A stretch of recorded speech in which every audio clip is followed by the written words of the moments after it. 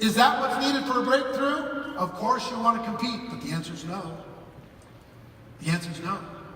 Products come and products go.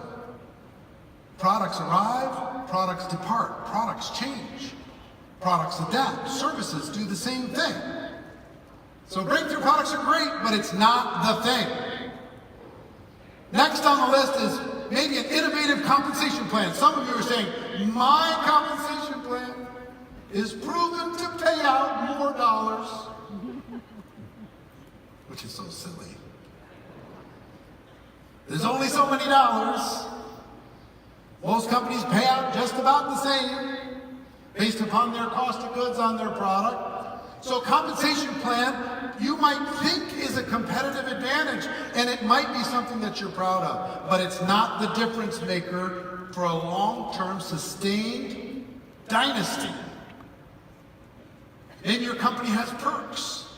Maybe you've got car programs. That's the difference. Maybe you've got, trips and cool things. Maybe that's the difference. I'm telling you it's not. You need to compete, but it's not the difference. So if it's not products, it's not compensation plan, maybe it's incredible recognition. We have a recognition program that fills people up, that inspires people, that makes people excited, that makes people proud, that causes people to take more action. And the answer is no. Yes, of course, you need to compete. Yes, of course, we need to do better. Yes, of course. Some of the great organizations in the world have recognition structures that are second to none, but it's not the difference. Maybe it's a supportive company, a company who really cares, a company who wants to have your back, a company who believes in you. It's not the difference. It's great, love it, necessary, but are there some companies that succeed where the company isn't that supportive? The answer is yes. Maybe it's an amazing event culture inside the company. If you could just create an event culture inside the company, you fill up these arenas around the world, that's going to be the thing that creates long-term sustained success. Now, should you do that? The answer is yes. But is that the secret sauce for long-term success? The answer is no. Of course, you want to have it. Some think it's international expansion. We take a look at all the different countries represented in this room. International expansion. If we could create an international platform, if we could just be a small company in 100 countries. Wow. Maybe that would be the difference. Some think it's innovation. We've got to innovate.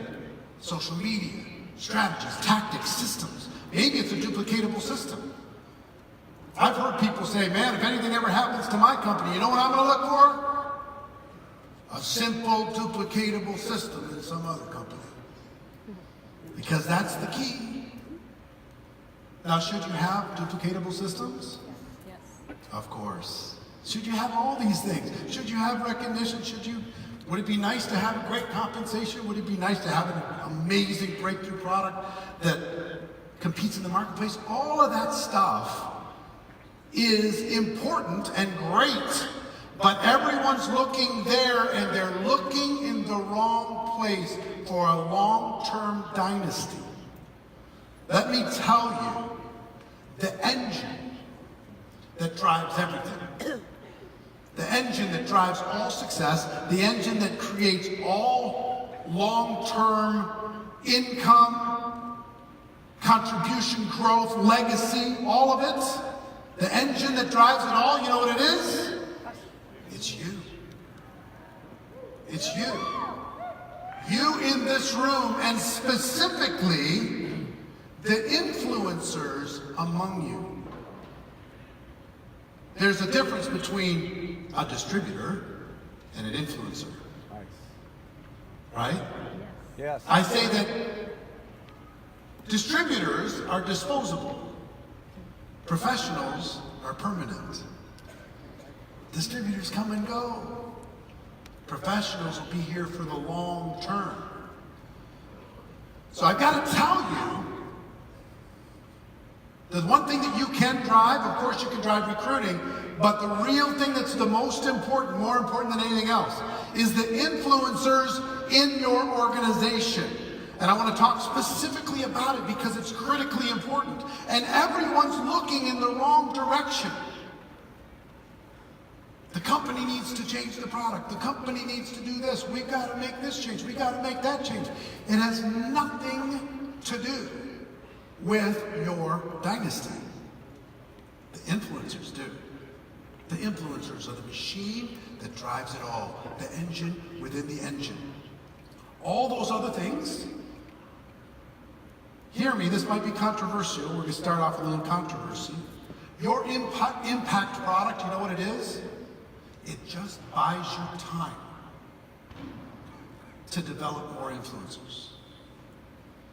Your incredible event structure buys you time to develop more influencers. Your great recognition program buys you time to keep people around long enough so you can develop more influencers from the people that you bring in. That's what all of that stuff does. It just buys you time. Because the development of a human being, a distributor, into an influencer takes time. It doesn't happen overnight. So, let's talk about the characteristics of an influencer. I'm going to give you 5 characteristics of an influencer, and I want you to ask yourself 2 questions as I do this.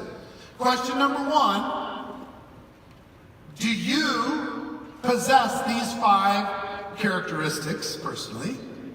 And 2, how many people on your team possess these 5 characteristics? Number 1, they're independent. These are independent people. They're not needy, they're not whiny, they're not crying, they're independent, they got this. They're going, they're doing it. They don't need you to push them, they don't need you to wake them up, they don't need you to remind them to go to the event, they got it. Number 1, independent. Number 2, they're a problem solver. They solve problems. Problem shows up, they fix the problem. Boom. They don't bring problems to other people. They don't whine about it. They don't complain about it. They spend 5% of the time on the problem, 95% of the time on the solution, and they do it with or without anybody's help.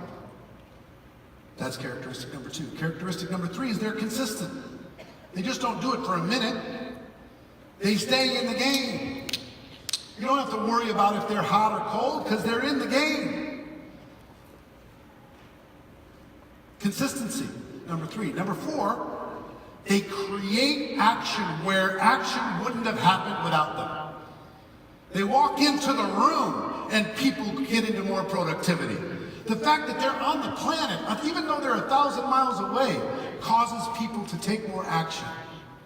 For whatever reason, however they do it, whatever magic dust they have, they create more action and energy just by the fact of them being connected to the organization. That's number 4. And number 5, they have a big vision. They've got a big vision for themselves, big vision for their teams, big vision for their organizations. So I want you to think about something.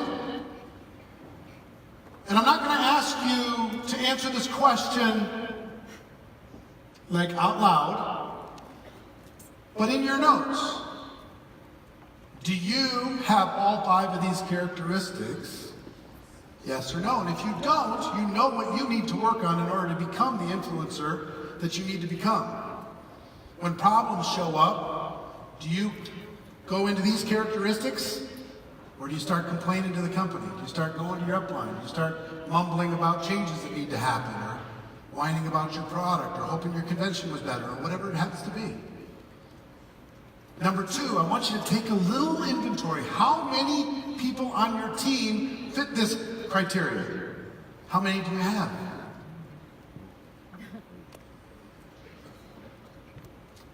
For most of you, this is like, oh. The second question. Oh. If you're earning $1 million a year or more, please stand up.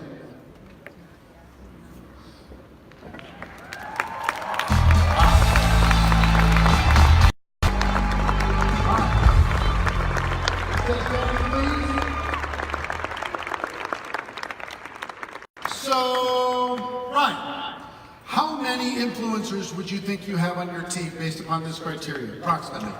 Just go shout it out. If you had to guess. About 4. 4? On your whole team? Oh, you're tough. High standard. You have a high standard. Okay. Angel, how many do you think you have? I think that we have different levels of influencers. I understand. Just be generous. Probably 300. 300. All right, fantastic. You got to get together on your criteria. I'm just a softer, a little bit softer. You're soft. He's tough. Tom and Denise, how many do you have, you think? I would think it was about 25, Eric. 25 or so? Damien, just shout it out. We don't need the mic. 45? 60? How about you? 25? How about you?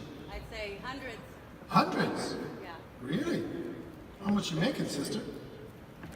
We're really blessed. You're really blessed? Like, how much you make this year? Just under 3 million. Under 3 million. Give her a round of applause. Well done. About how much? About how many? I have at least 30 top. 30?